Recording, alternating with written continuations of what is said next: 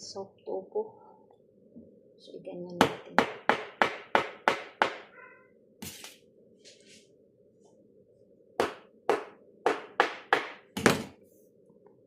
Ito naman ay egg.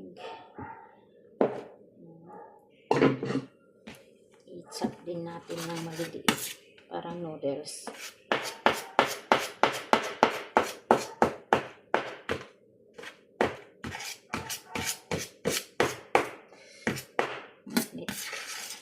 Tapin natin dito sa ating soft tofu.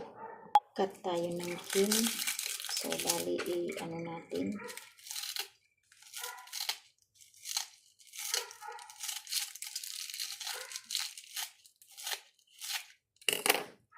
Tayo ng sauce.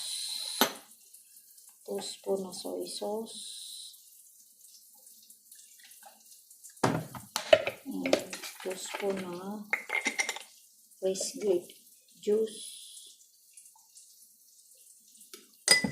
And then mix. And then i-topping natin dito sa ating soft tofu with egg. Then, tapingan natin siya ng sesame seeds.